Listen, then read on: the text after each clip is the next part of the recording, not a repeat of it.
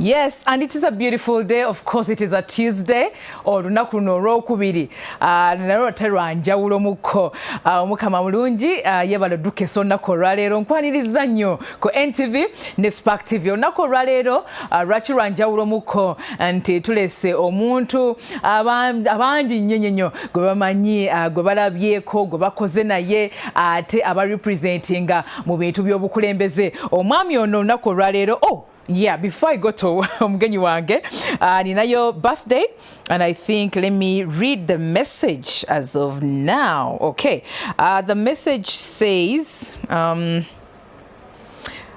okay, double candles, double joy, double celebrations. May your bond keep growing as we celebrate you every year. We wish you a happy birthday, our twins, Inaya and Idris. Wow. Happy birthday to you. Balonga abo tubagaza amazaalibwa malungi era buli omu yazaalibwa olunaku olwaleero.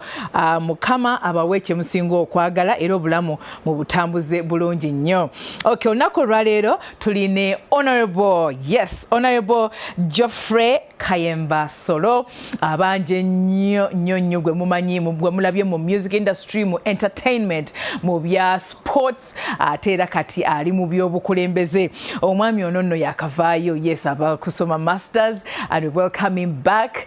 Tugenda kubanga tunyumyamu naye tubuulire biki byabaddeko, obulamu abutambuza atya, abantu b'ebukomansimbi abo batugambye nabo tubabuuzeko ku bibuuzo ebimu era babituwadde basiimanye emirimu gy'okoze naye nga bwe tugenda maaso. If you want to be part of the conversation, you can send your thought or a question or query to 0781277701, and don't forget to scan that QR code on your screen and you tell us, follow the conversation katubeere fenna mweno program kale paka sawa nya nze Stella Nante mwasemtya. All right, tuline Honorable Geoffrey Kayemba Solo. Yes, twataddeyo poster. Omukwano gwe bakulaze bannange. Omukwano gwe bayiye wali ku X, wali ku Facebook, wali ku social media.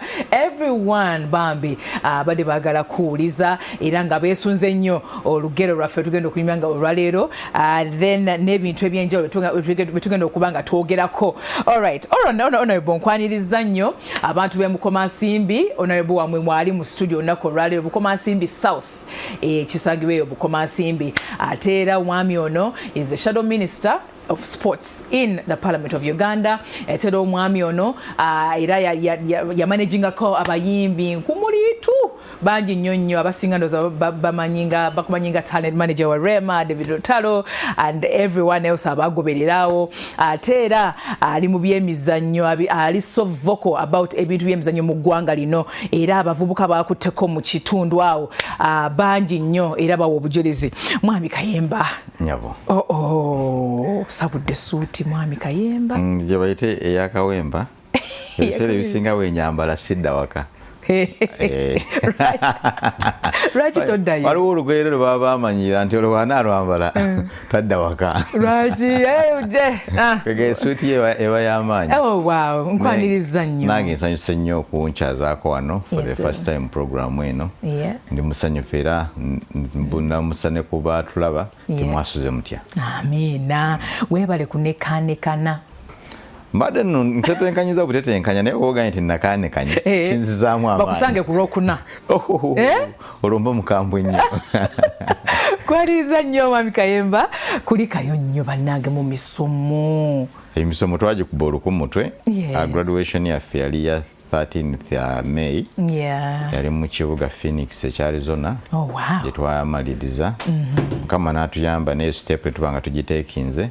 Kati kye twetaaga kulaba ate byetusomye byetusoma tu implementinga tutya mu bulamu bwa Uganda n'obulamu bw'abantu abalala n'obulamu bwaffe bwa bulijjo kubanga tusoma busome kufuna ipapula ne twatongera ku magezi kwa bagamba amagezi muliro oganonako ne wa mulirwana so tuwaga kimaka eyo tusobola okubanga naffe tulowooleza ku mutendera gw'ensi yonna. Amiina. Tukuyoza bannange naye wasoma leadership and leadership. Nasoma global business leadership and management. That is the course. Yes. Lwaki walondawo eyo course particularly? Course eyo bw'otunya ebintu byonna bwe bitambula kabe politics kegube sports kebe talent management byonna birimu leadership. Business leadership and management, how you manage. I'm a manager. Ndi manager akushenjaga nti ndi manager by default.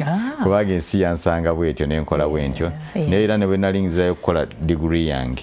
Nasooka kukola public relations management ya PR. Era kubeera ebintu bitambulira so bwe nninyamu ne ngamba akati kangende nyongereko. Kati at least obwongo buli wide and vast ne experiences z'abantu ab'enjawulo mu nsi. Kati osoma ku economy ya Brazil, n'osoma ku basajja be baatula ne bagamba dola ya Uganda ejja kubeeranga ku 13 mweti ate singa pebeere ku ssente bwe ziti.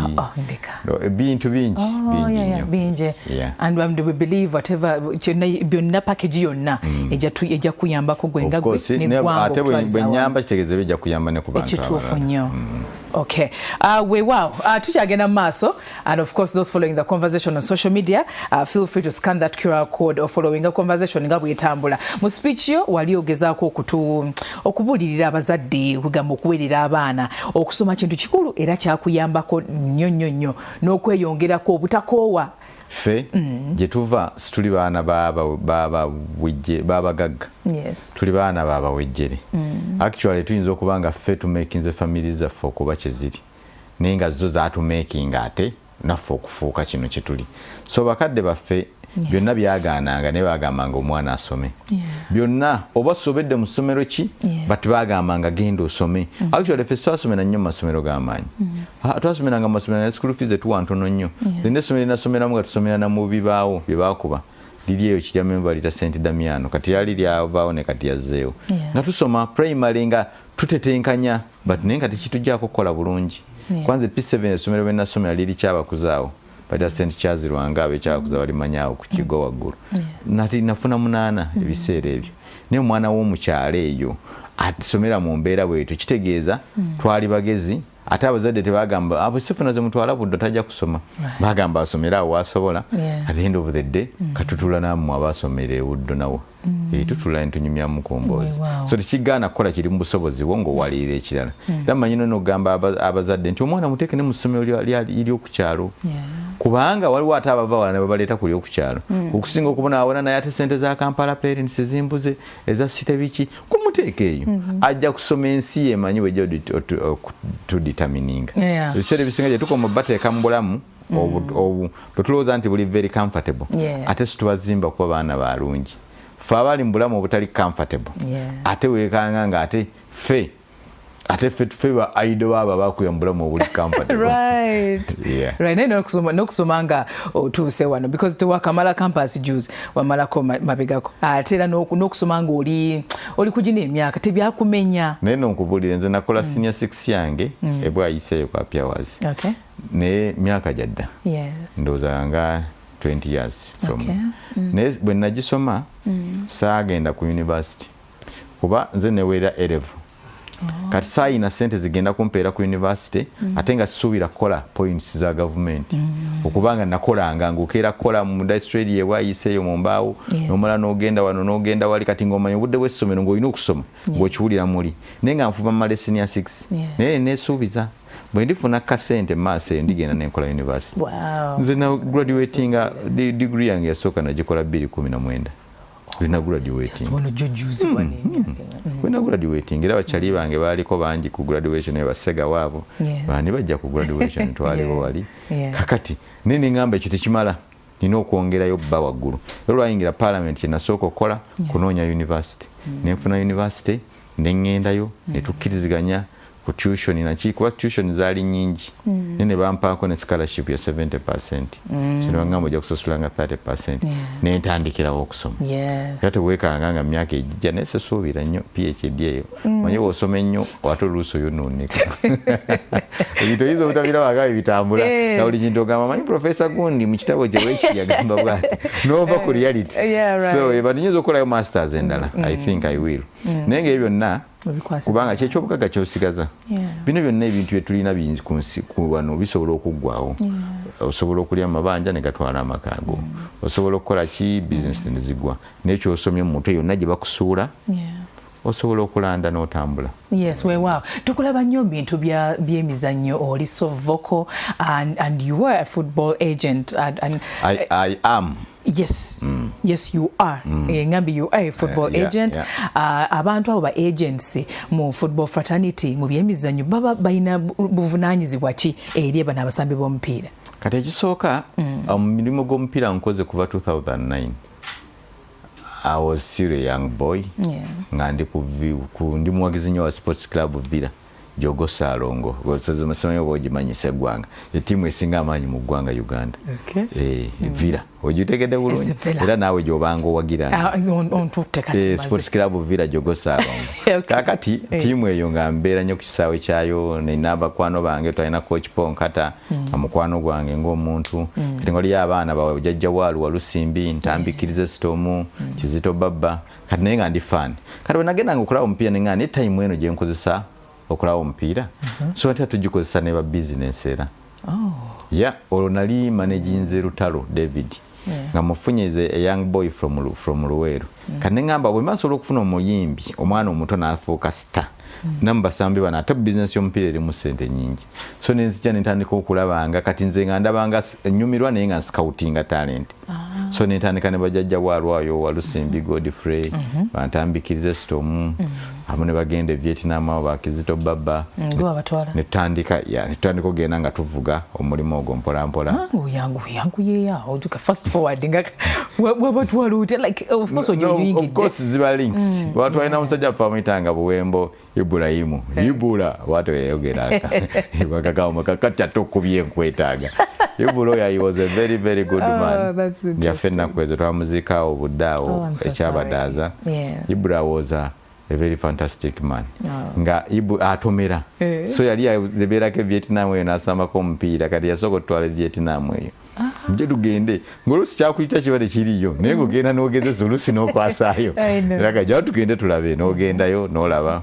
So that's how we came abaana ne basamba Olusimbi yasigala wano yali mu Villa n'avaamu n'agenda mu Bunamwaya kati Vipers n'ava mu Vipers n'agenda e Congo mu ttimu bayita Don Bosco n'ava n'adda Kenya mu Goma Year n'ava Kenya n'adda mu Kaizer Chiefs South Africa n'ava Kaizer Chiefs n'adda Albania. So n'alitayalinga era kati coach wa mpira ku ttimu gye bayita Uganda Printing and Publishing Corporation. Nenga nawe otaddemu omukono. Ne kaakati era nkyali mukyamu managing ne mu retirement ye. So naye breakthrough mu management locally yasooka kuba twalina ina omusanga mita Mani Waso naye alitayalinze yali ava mu sports club Villa Jogo Salongo seggwange eyo gye mputegeezezaako ng'agenda mu KCC. So Villa twalina ebizibu bingi nga ttiimu ya Kabbo yakuŋŋaanya Sambi Olumala babanja emyezi emeka. So omwana we yateeba amagoolo yali avudde Masaka ero ate mwana waffe Bukomansimbi Weserinnya ngodde emisanvu. So netufuna omulimu n'agenda mu KCC abavira baali banziza gaga gwe tuwagire olabika naye ng'ennaku yali nnyingi nga Musambi afunye offer. So n'agenda mu KCC kati yali very controversial bawagizi ba Villa. So neereeta ebizibu naye Amani n'asamba n'akola bulungi naye yasinga ate yali yamusamba mwita ya Samugerwa yali ava mu URA ng'ajoyininga ttimu bagita Orlando Pirates e South Africa. So eyo nayo yatukolera nnyo amawulire kuba yali forward ku Super Sport nga Super Sport ekuwa updates buli kaseera ng'oba ku TV yo ng'olaba so kyatambula ne ngende South Africa for 10 days paka le twakutula ku international scene outside Africa yali yakalida Ucho twali tugenda Scotland mu ttimu bagita Aberdeen ne kati Rangers yasooka omwagala Rangers ttiimu yamanya Scotland ne kati ebifo byonna byo mentioninga wabweru wa Uganda connections okugamba obujagujagu obuli awo bwakika kati bwoba ne quality ekisooka connections zifuna ng'olina quality z'abasambi nti bakunoonya oba oli awo nga gamba nze agent nze scouting director wa ttiimu gye bayita AC Milan nze scouting director wa ttiimu gye bayita Genk nze bwentyo kati bwotyo bwonoonya ate oluusi naffe tuteekamu effort okola highlights z'omusambi n'okola CV ye bulungi n'omumarketinga n'obuweereza mu bantu abo bulungi nnyo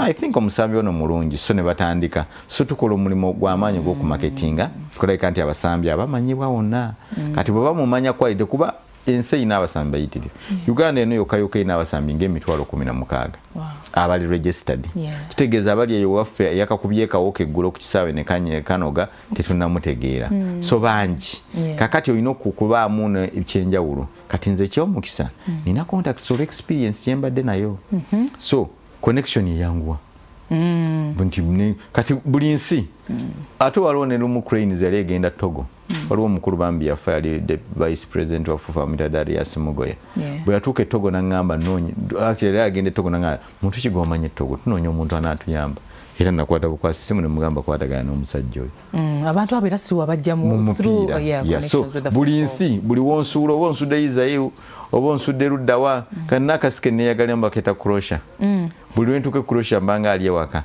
naye nga mupiira so ofuna mukyaliwo Yasini n'ogendayo gy'osanga bakyali abalala bakyago baane ne mugenda nga mugenda mu connectinga ne muzimba so buli nsi mwembeera buli nsi gye ntuukamu olw'omupiira guno actually omupiira gwe gusinze nnyo okuntambuza amawanga era ngenda n'entambula ne bagamba Kayemba wuyo atambulidde ku ssente zaffe abamu but before natambula nnyo nnyo actually nga sinafuuka mubaka wa parliament nnyo kubanga nalinanga obudde bungi obwatambulanga ne kati sikyakikola mu kaseera ako bwatambulanga n'ogenda mawanga ag'enjawulo of course wali otambulidde ku byemizannyo still walabanga ki ekyenjawulo eyo ekitali wano bingi ekisooka eri bategeka kye bayita okutegeka okimanyi okutegeka batya bategeka abasambi nti fe wano tusamba lwa talenti nga bwogamba ndi talenti nebagita technical ability nti omusambi technical alyoke ne physical abamu omubiri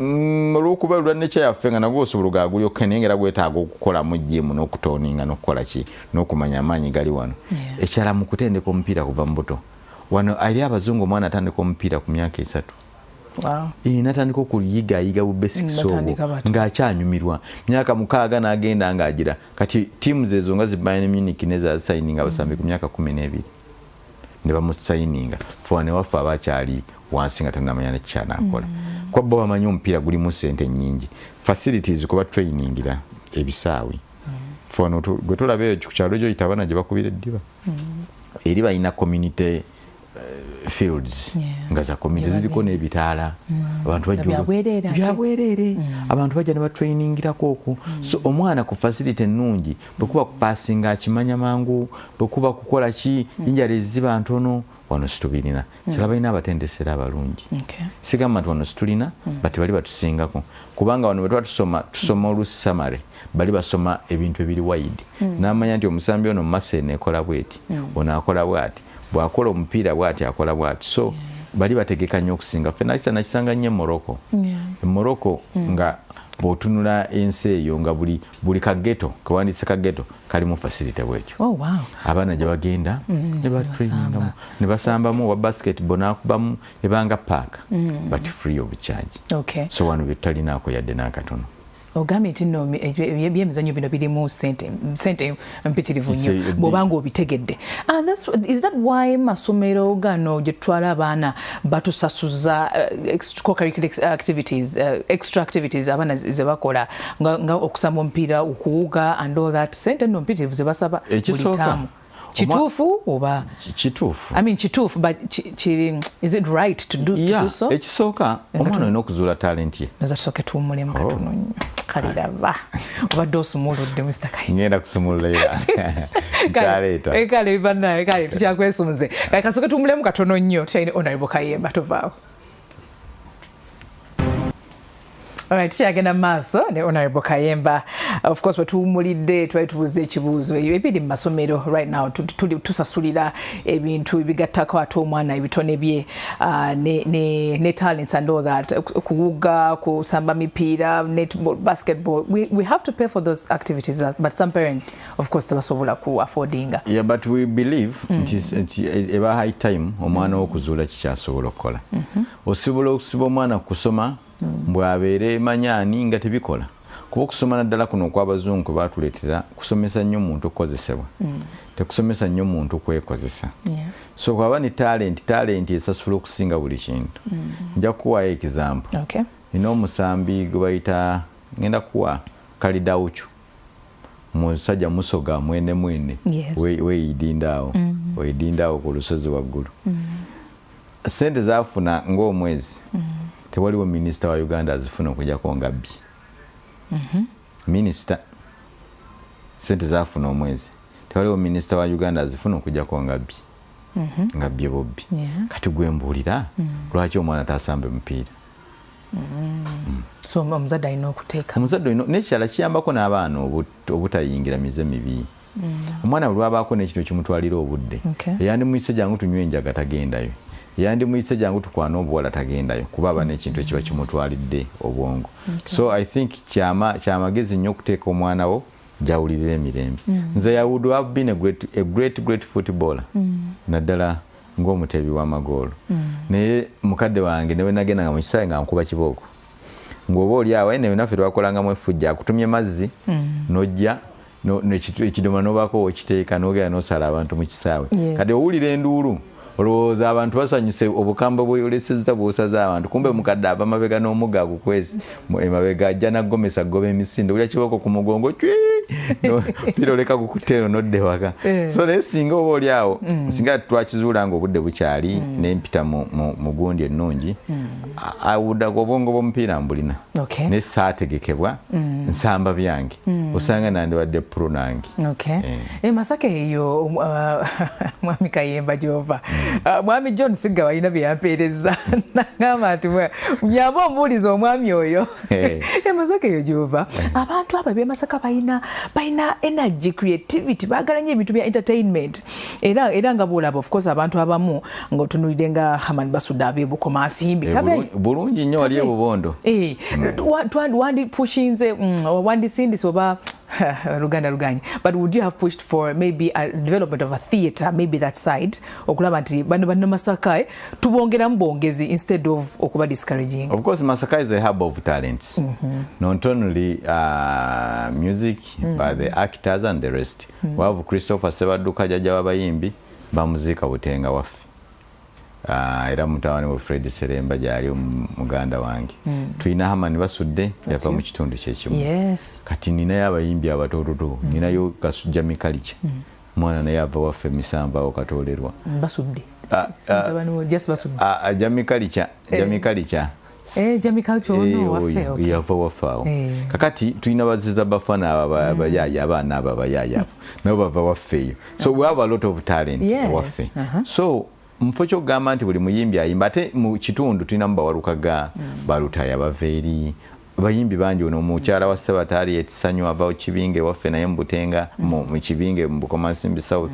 So tulina abantu bangi mufo kye twandigambye nti buli ayitamu ajje Kampala twandikoze theatre waliyongayo mwami theatre hall Masaka eyo baji bene wetekyakola Patero Shamuji nayo tekyali bwetyo ne government yandibaddeyo n'embeera nga abantu abo ba identifying wangu obudde bukyali osobola kubajita jangu wano kati talent identification neba beta nalabako omukyala Mariam Ndagire mabega kaawo yajjayo okukola film workshop nindabanga ndabamu n'abasajja ab'emyaka enkaaga nga bazze ensanvu nabo baagala kuzannya nawulira bulungi ku mutima gwange nti yali agezaako bo balabanga ekyoto kyabwe kyali kikoze kituukiridde. Kati imagine nga project eri funded wero nga gyeri e Masaka nga theatre yaffe weeri gwe jangu oyimbe kuva ku makya paka lwaggulu paka kiro to identifying a lot of talents eziri ewaffe otunulira abaana omwana n'ayimba naye musajja wange Mozedi yaveeyo kavule akubalaga ne mukeere n'amwenya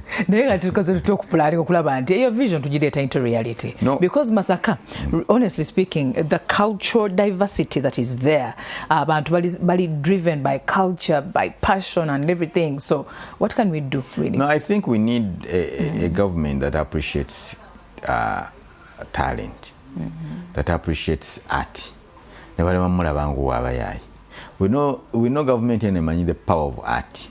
Naddala ate muzudde nnyo mu kaseera kano naddala okuva muganda waffe Robert Kyagulanyi bwe yavaayo bamanyi actually sina yekka ne Ssenkubuge bwe yajjira yalaga naye power of art we yagamba nti ngenda kwesimbawo yakyankalanya ekitundu. Unfortunately yo omutima gwe tegwali muzito kimala n'atyamu kati awo n'akyesonyiwa. So kakati olaba nti amaanyi g'aba artists ensi bwe nagendako e Jamaica naye bw'otuuka e Jamaica ekimu ku ky'obugagga kye balina ekyobulambuzi Bob Marley olwa information ye olwaki yanagenda mu studio ye ne bandagana essasi eri ayita bali bamukwera yina show mukyala we biki ne bakulaga n'ogenda ne mu studio ya Tafu Gonge eyo nti olaba bo ba appreciating na mwenye chobugaga kyaffe Jamaica teyina bintu byogamba nti byakulambula bisinga Uganda ne bakkiriza nti katufe tuli bakubibaraga nagenda mu show yali ya Buju Banton yali ne musajja mulamuzi amita Bere Salmon nga show eri mu kisaawe nga bolaba tugeze Rugogo nengo muyimbi atandikirwa show sente zitandikirwa ko $10 nenga sheko zebweti Nekati gwe nga yagala theatre, you a love of theatre, I'm very sure. 100%. Okutandikira kugwe, what are you going to put in place? Of course, plans of course plan tuzina. Okay. Nadala is a talent identification management, nokulabika nti we promote that talent. Netukkiriza nti tuyina obusobozi bumala.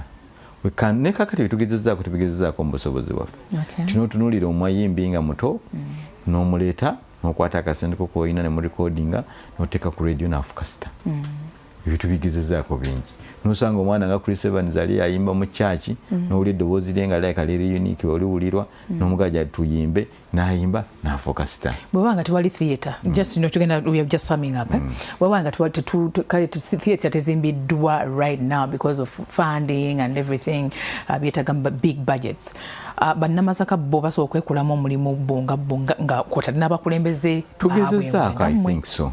But what we need ekisooka kakati nja kugamba nti kisobola nti tusobola okusooka enkole kansoke n'abayimbi tusobola okukola studio gye ziri kuba ate Masaka ekyenjawulo n'ebitundu ebya si baavu nnyo ng'ebitundu ebirala beetaaga balaga bulazi nitukwata kkubo bweriti kuba waffe bakozi nnyo balimi nnyo bamwanyi just babeera disappointed wa prices naye nga kivulanga n'owe Masaka bw'ayingira esite era abawanjawulo kuba bakozi nnyo naye kaakati ekisinga obukulu nti kusooka kubalaga kintu kino kwongera kibaagazisa ne bakirabamu ebirungi n'abazadde ko omuzadde agamba omwana jangu olime mwanyi todda mu bintu ebyakweyimbyayimbya abirabanga ebitategeereka omwana amanyi okuzannya obulungi akola ki kusomero omuzadde namugamba biki ebyo byozannya ebiri awo byesitegeera bulungi bazadde tulina kusooka kukyusa mindset y'abazadde ffe kuba ffe bazadde kati ffe kukyusa mindset ne tumanya nti this is a profession esobola okubeezaako kuba kati omupiira baguwagira kuba bawulirayo basaadiyo mane bawulirayo baani abafuna obuwanana bw'essente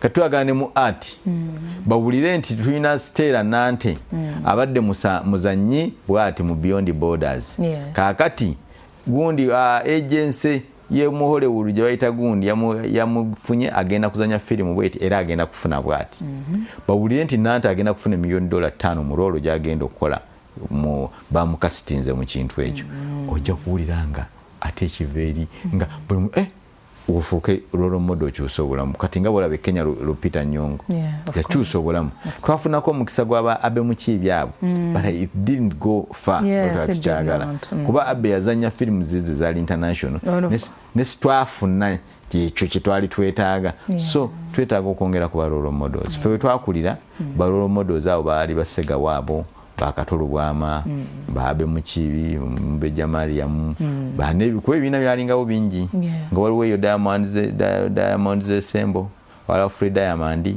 kati ng'osanga ne bakayimbira basenkubuga abo nga nabo bakola bulungi nnyo baromodos bakyaliwo era bakyakola era omulimu webali naye ekintu kye twabegomberangamu kyakka amaanyi tekikyalinga nga bwe kyalinga luli ate nga kati mu generation eno kyandibadde kyongera okulinnya ne kyongera okuinspiringa abalala mmwe okujja okuzanya ate kukwaliwo abantu ba inspiring the question is mu inspiring abalala pamwe muliwo teri mulala aliwo so amaanyi galina okubeera munga nga mangi ne beyongera okuba inspired kati essaawa eno olaba nti ate abaana baagala okukola comedy comedy tali sustainable all the time niyo omuntu azanya asobola okubeerawo all the time kuba roles zikyuka ne leero naasesa abantu vulanga n'okwemula bawemula kuba ffe twatuulanga mu theatre oli n'atula n'alaba omuzannyo ono rolo ye eri komiko ono eri bweti ono eri bweti n'avaamu nga byonna abifunye nga n'okuyiga akoze eki ayize webale nnyo Mwami Kayemba naye nga wano oli kati mu by'obukulembeze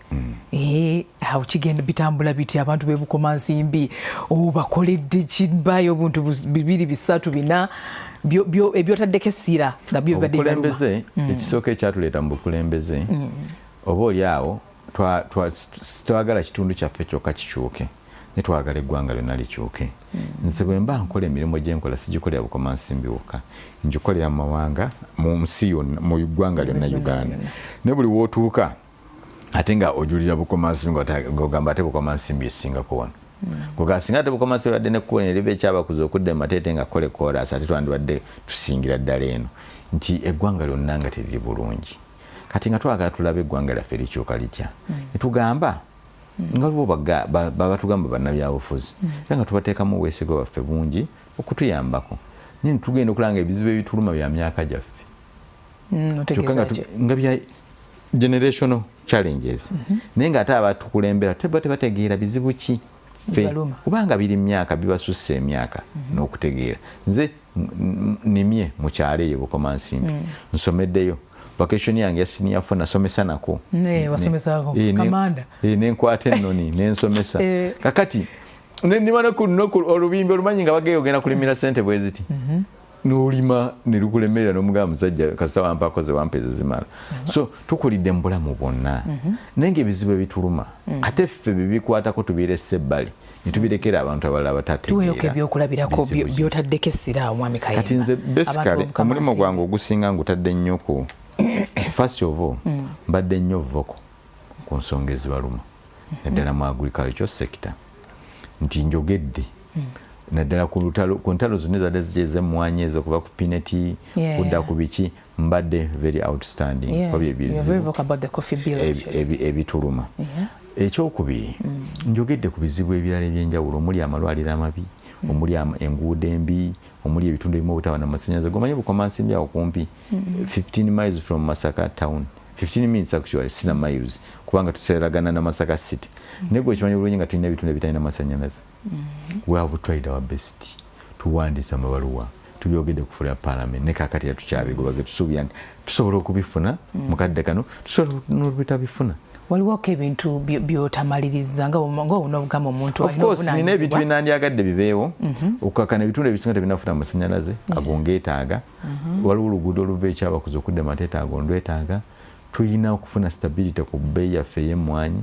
Ekyo ffe abalimi baayo abagiyigiddemu ffe tulina okubonaabona nakyo tulabe ntukikola. Amalwaliro gaffe otuuka e Butenga ng'omusawo taliwo atuuka ssaawa 4 oba 5 okusaba ssente kwasusse n'ebirala. Ekisinga ekirala tadde nnyo amaanyi mu bavubuka naddala sports wise. Era bw'otuna kumpi buli kyalo kirina emijoozi tukoze tournament tusigyeyoko ne ku basambi. Najjayoko omusambi gwe bayita Derrick Akooza najja n'asamba paka ku national team. N'asamba ne professional football Latvia, Finland, n'asamba Egypt, Ethiopia, kati wali Albania. Nenga kimanya nzo okuba kati wali wano olw'okuba son of season namujja Bukomansimbi mu tournaments zaffe.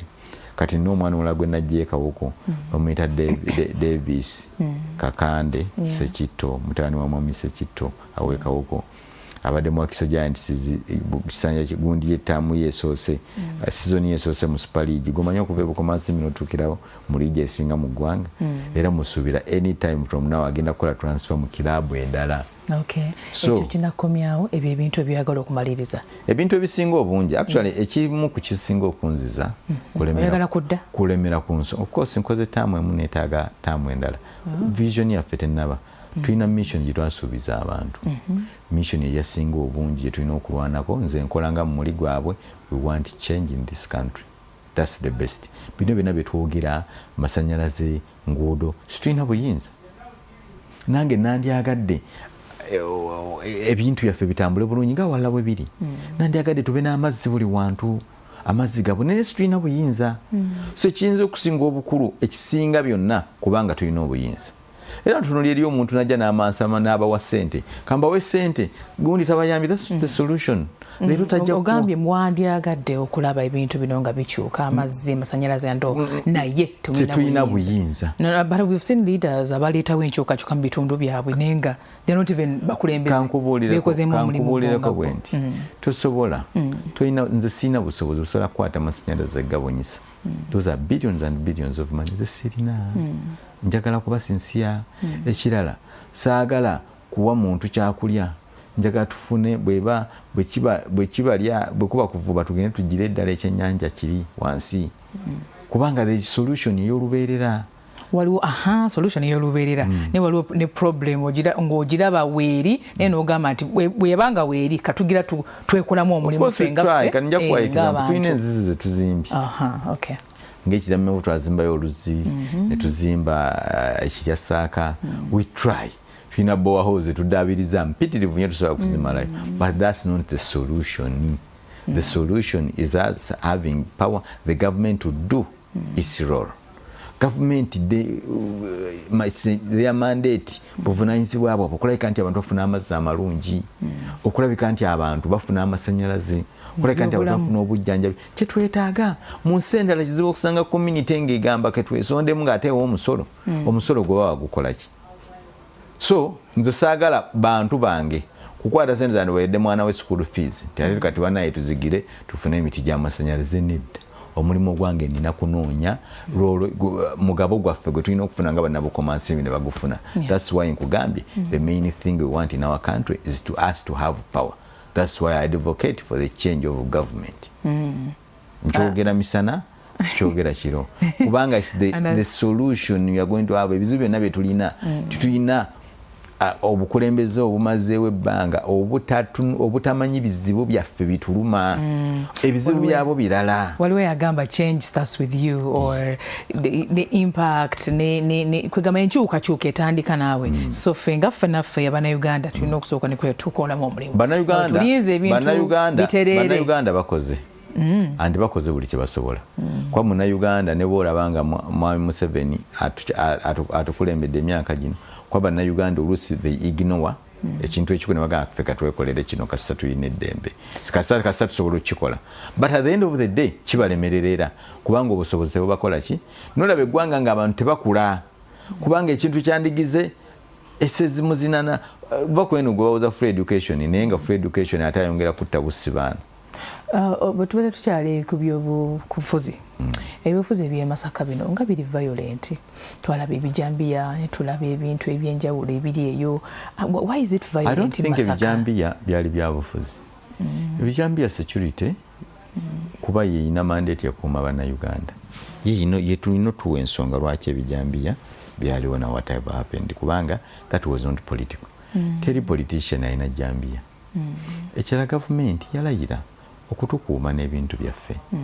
So ebijambiya is not political. It wasn't politics. It might be politics somewhere somehow but as nga bwenjogera nti I've never seen any politician avayo n'agamba ffe twali emabega w'ebijambiya oba ffe twasupportinga oba twakola bwe tuti. So is the security agency otunyonnyola baani abakola ebintu ebyo kubanga bakwata n'abantu ne kakati obujulizi tebuvangayo bubaluma. So bo bagisobola otubuulya walabye ennaku ezo bwe baakuba abantu bomu wabiraba bwe battira eri ewaffe emunyonyi eyo sayidi eyo n'abekaleerwe ate nendaba nga gavumenti yennyininyini bavidde n'ekiwandiiko ng'abantu abo abaali bakuli operation zasatere nga babakutte nga batugamba ti ekyo kyakolebwa baakikola nga baagala budget yekole ki bafune budget kati abantu bamu ne baluzinga obulamu olwokuba baagala budget esobola okuteekawo tension mu ggwanga tulina terrorism nabiraba kansubire si bituufu bwe biba bituufu kyannaku nnyo. I know. And of course, moving forward, plans zo za 2026. Morning at NTV badde boogerako, of course, sente za kalulu, primaries and general elections and everything. Gwenga munabya business. Ogenda kukola otya kubanga bino ebintu bibiramu sente nnyingi nnyo. So how are you going to manage what we do bw'oba okola ng'oli ku mazima nga n'abantu bakulaba si amazima nga gw'ogawulira naye nga n'abantu bakiraba ku fesio n'ebikolwa byo nti omusajja ono kyaliko ky'amazima. You don't need that money. You need what do you need? You don't need that money. You just need trust from people. Okay. Abantu bangi abataddemu billions and billions of money naye nga tebalina trust era ne bamaliza nga bakiruuzinze batambula. Ffe waffe waliyo n'abantu abamu nga bakolera n'ebikolobero mu ggwanga lino ebiyitirivu naye ng'obasanga bagaba ssente nnyingi bannange tuzze naffe kayemba talina kyabayambi but at the end of the day omuntu ssente zajja kuzirya naye trust tekola ki tekyuka. So gwe sigala ku bintu ebibaluma ng'oli faamu so si kuyuugayuuga. Moving forward, tulabye primaries is is a NRM and all that. Naye obunkenke obuliwo twalabye report. There is a report I saw. I was reading nga bagamba nti obunkenke obuli bw'enguzi, bribery and all that, but obuvuyo, violence, abantu bafiiriddwa obulamu. Moving forward, golowooza Abannayuganda tukwatire tutya wamu okulaba nti ebintu ebyo tebijja ate mu general elections oba kakati ekisooka abali mu bukulembeze balina okusooka otuyamba. One, ebintu byonna bijja bino si lwakuba ffe kubanga abaagala ebifo be bakola obuvuyo obwo. Omuntu alonda talina mmundu, talina w'amagye. Naye nze Kayemba naddala nga ndi mu gavumenti ninako mukwano gwange akola mu CSFC oba mu CMI. Abatannonda nze mugaba bakube bakole booti. So ffe abakulembeze balina okusooka. Naye nga byonna bijja mu ggwanga nga democracy aluzinze. Eggwanga nga lirimu democracy byonna tubikola ki? Ne kati kintu kyafuka kyakirwanire nga ate kiviira ddala waggulu kyakirwanire ani akisobodde. Akalulu ke kabe ka president ffenna tukkiriziganya tekali free and fair. Otunula omu atambula omulala bamukuba tear gas, omulala basiba bantu be babeera nabo ba security. Nja kudda ku muganda wange Kyagulanyi president wange otulabanga abantu baffe bonna ba Edi Mutwe bani bali makomera bakireewo bani bali basibe bazza musango gi tebagulina mbu bagambo Edi Mutwe yabba jampa mbu ku munnamawulire Masaka jampa ye mutulugunyisa okumutuuka ku ekyo n'embeera gyalimu. Sorry, not fair, but abakulembeze bo abajja nga baagala okulembera abantu nabo kisoka oyogereko nabo bintu bine bya violence and kulumangana. Eggwanga lyaffe I don't think it's taking us anywhere. Naddala ffe Bannayuganda. One, omuntu oba tebakwagala kkiriza nti banjagala. Lwaki weesiba ku bantu? Ekyo kyekisooka. Kyovula nga olina okuba genuine gwe kennyini omukulembeze. Bino ebintu si bya do or die. Ojja kujja leka abantu bakozese mandate yabwe naye nga bamugamba nti bakijja waggulu bakijja ku President Museveni waggulu. Nze ngamba okay tetwandikoze blame game because buli omu alina obuvunaanyizibwa yenga y'omukulembeze. It's not a blame game, but that's the reality. Si blame game, but that's the reality. Kubanga ani akulira amagye mu ggwanga? Ye commander ni chief ye president ye Mwai Museveni. General Museveni ye commander ni chief. Yes, sir. Bani abakuba abantu emiggo ge majago ne security agencies ezenjawulo kitegeeza gwe commander in chief oba tusobodde kulambika abantu bwakutambuliramu abantu bo balese mu mateka nja kuyimirira ku naddala kiri kyosoose n'ogamba nti kkiriza abantu baba tebakwagala kitegeeza naye noyagala obeeka kaatikeko obeekakeko nzondaba nze abantu ebukoma nsimbi ne bannonda ne bagamba situkwagala genuinely nga bansinzeeko akalulu kamu genuinely nze Kayemba Solo olina okukkiriza abantu kyebasazeewo kyebabasazeewo but sikisuubira kati kubanga obalaba nga omukwano bakyagukola ki nekyo kigamba n'abantu abalala nti nalaba Ameriya wano nga muganda wange Hildaman amuwangu nagamba nanga abantu batukooye kale simanyi kikyamukomezaawo. Okay, nga tumaliriza you a businessman and we respect you tukulabirako nnyo ebintu ngeri gy'okwasaganya ebintu bya business ya kika kya waggulu nnyo naye sooka tuwenga tips ntonotono ku bantu abali abatulaba. Last week twali mu financial week nga tubawa obukodyo n'engeri gye basobola okumanaginga mu business okutandikawo n'okuzirwaninga but okola ebintu bingi nnyo but you've managed to still run your businesses. And first of all you know kuba ne will ya business eyo njagala ogikola olina okuba ne passion yaayo so sikuwulira naye bazanya firimu ofuna ssente nongana naye kangenezanya firimu nenga talent ogirina nga n'ekintu kizeemu lwakuba nenga ozeemu lwakuba nawulidde tosobola kwekukola kintu ekyo bulungi n'akatono. Ate na Uganda nawo group emu gye mmanyi ya drama ya excelling nga talent singa teyayina mu kusooka niyo yatunulirawo gap eriwo yo nejja netekinga over nekola bulungi nenga abali talented oba oli awo tebafuna business sense ekyokubiri olina okuba very determined okufacinga any challenges obanga musambi wa mpira ndina okuteeba goal despite endoboze bankuba nakiri n'okusigala nga ndi focused ku goal gye ngenda okuteeba. Amazima kikyobugagga ekisinga era nze oli ambuuza nti obulamu bwo obusobodde otyo bukola bwoti mbagamba kigambo kimu amazima buli oba n'amazima trust ofuna ebintu bingi nnyo ofuna goodwill ofuna buli kintu n'oli nokuwola ng'amanyi ojja kumukola ki ojja kumusasula bw'otaba n'amazima bintu byonna bigenda kati esigadde n'osaba Katonda ateekemu omukisa ko byonna osobola obikola obulungi naye nga Katonda tetadde mu mukisa naye bw'osaba Katonda ateekamu omukisa bintu byonna bisobola okutambula obulungi.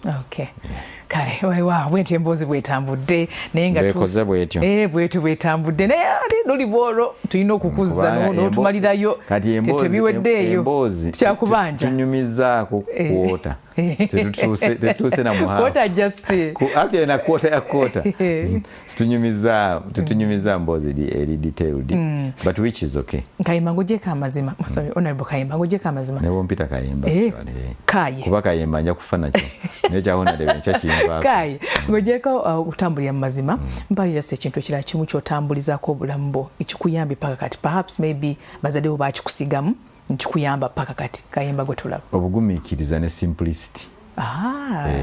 Nze ndi mugumiikiriza nnyo ate ndi very very simple era abantu bambagamba negwe Kayimba tuli kulabako ddi ng'onyiiza kine bunyiiza nsonyiwa mangu I move on am Kayimba ne kaakati era onsanga ndi awo ku street netambulira ngenda ku Wilson kulaba abakyali bange bayisikeni nga nkuba ngiri niyagala bweyagaza siriimu kugamba mbu siriimu kwegulumiza manye ennaku yange manye n'obulamu bwange bino byonna bye tulimu babitwazika bwazise nkya bituvaako sibula abantu baffe bannaye mwebale kulaba mwebale nnyo baganda baffe mwenna gye muyisi gye mubadde naddala bannabukoma Nsimbi South basaamu ekitiibwa banyongerako ekitiibwa kya honorable ne mbakwa Emiya Kayemba Solo bandikako ekitiibwa kya honorable mbasaba tusigale nga tutambula bulungi oba oli awo tusobole okuachivinga bannankyukakyuka mwenna naddala baganda baffe aba National Unity Platform tusobole okubeera awamu tulwane tulabe ntufuna eggwanga eppya eryesimisa n'abo abaliddawo. Thank you so much. Webale kunchasi. Amina. Ochamana jenga Rema. Banange interview ya wedde. Kati bichi I do. Yeah, I do. Oyino okudda kati nawe ndozola. Oh my goodness, love you guys. Keka kaseera bannange munatusonyiwa ba tujja mukubanga tumukomyawo tumaleyo olugendo lwaffe badde lunyuma twogera kakota katini nnyo tubali twagala kumalayo half and 3/4 tuzimaleyo nazo kale mukama tu abawo omukisa tusengana onako rencha mbagala nnyo mweraba.